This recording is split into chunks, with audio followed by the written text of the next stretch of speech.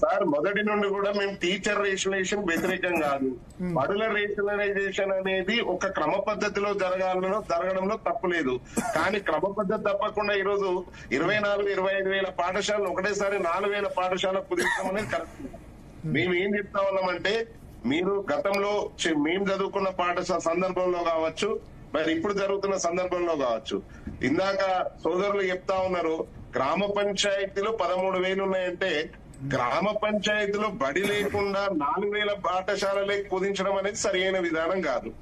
కనీసం ప్రాథమిక సార్, చిన్న పిల్లవాడు బస్సు ఎక్కి వేరే ప్రాంతానికి ఎలా చదువుకుంటాడు? ఇది సాధ్యమయ్యే పనేనా?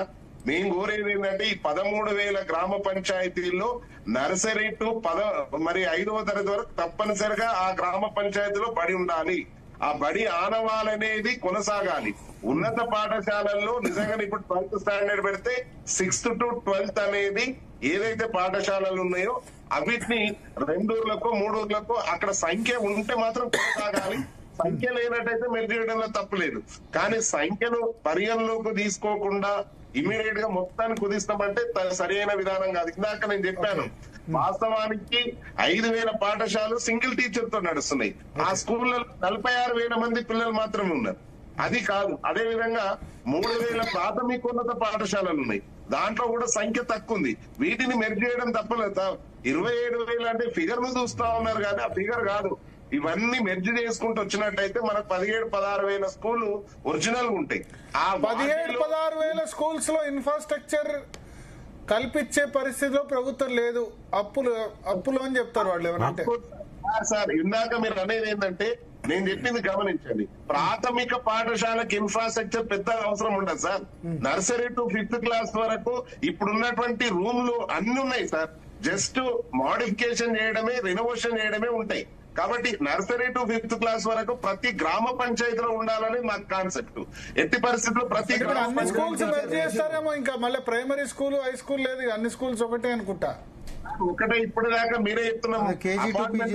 తెలంగాణ పబ్లిక్ స్కూల్స్ లో 12th స్టాండర్డ్ దాకా తెలంగాణ పబ్లిక్ స్కూల్స్ అంటే ఇంకా primary, upper primary, higher school ఇవన్నీ అంతా కలిపి ఒకటే. Pre primary, primary, high school. నేను అంటున్నాను సార్, ఒక్క మాట వినండి. 4,000 పాఠశాలలు ఒకటే దగ్గర నర్సరీ టు 12th స్టాండర్డ్ పెడితే మిగతా గ్రామాలలో ఎట్లా రావాలా పిల్లలు అని అడుగుతా ఉన్నాం.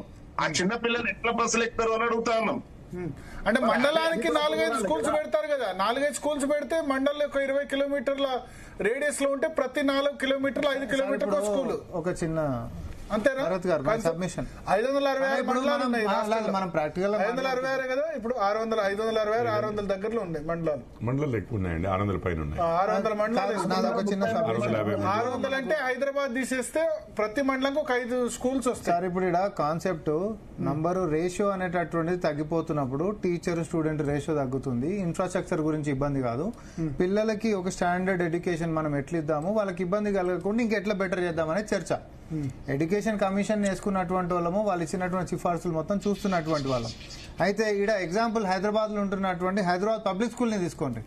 పోటీ పడి పేరెంట్స్ అక్కడ సామాన్యుల దగ్గర నుంచి మొదలు పెట్టుకుంటే ఐఏఎస్ లో దాకా కూడా పోటీ పడి దాంట్లో అడ్మిషన్ దొరకాలని చూస్తారు. అది బస్ ఎక్విప్మెంట్ దగ్గర నుంచి, ఫుడ్ దగ్గర నుంచి మొత్తం స్కూల్లో చూసుకునేటటువంటి పరిస్థితి ఉంటుంది. అన్ని సౌలభ్యాలతోటి ఉంటున్నప్పుడు ఇప్పుడు ఒక 2 ఊర్లకి కామన్ గా, లేకపోతే 3 ఊర్లకు కామన్ గా ఒక దగ్గర ఇన్ఫ్రాస్ట్రక్చర్ తోటి ది బెస్ట్ ఫెసిలిటీస్ తోటి ఒక స్కూల్ వచ్చిందంటే స్వాగతించేటటువంటి వ్యవహారమే. మన పిల్లలు సేఫ్ ఉంటారు, మన పిల్లలకి స్టాండర్డ్ ఆఫ్ ఎడ్యుకేషన్ బాగుంటది, టీచర్ స్టూడెంట్ రేషియో బాగుంటది, మనకేం ఇబ్బంది ఉండదు, అన్ని సౌలభ్యాలు ఉంటాయనంటే ఎందుకు పంపరు? ప్రైవేట్ వాడు ఏడని నిలబడతాడు.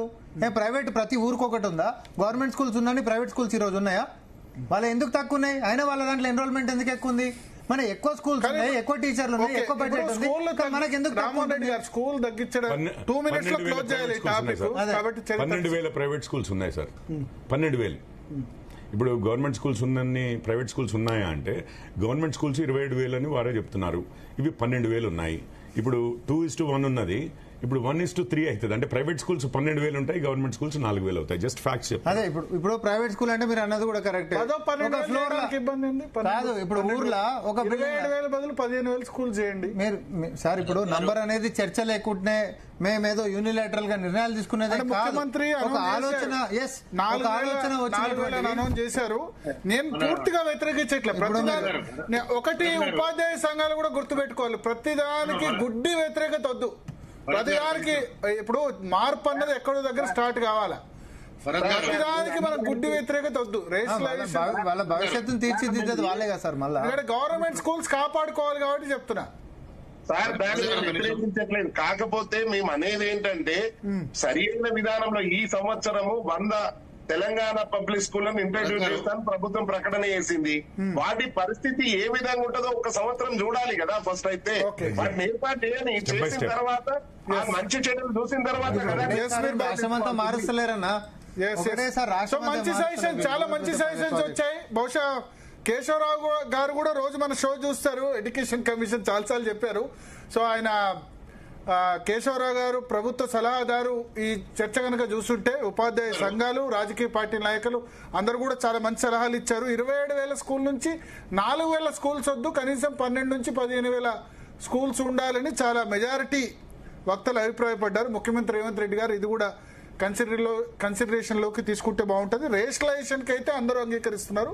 బట్ ఓన్లీ థింగ్ మరీ స్కూల్స్ సంఖ్య 1/6 రావద్దు అన్నదే ప్రాబ్లం. ఎస్ కిషోర్ గారు 30 సెకండ్స్. రేపు ఇప్పుడు 6 నుంచి 1 అవుతుంది కదా. ఇవాళ రేపు ఉన్న రియల్ ఎస్టేట్ రేట్లకి 6 రియల్ ఎస్టేట్ తీసుకుంటే ఈ ఒక్కదాన్ని బ్రహ్మాండంగా కట్టొచ్చేమో. అర్జునుడు చెప్పండి. థ్యాంక్ యూ భుజంగరావు గారు, అదేవిధంగా అశోక్ గారు, అదేవిధంగా దామోదర్ రెడ్డి గారు, టిఆర్టీఎఫ్ రమేష్ గారు.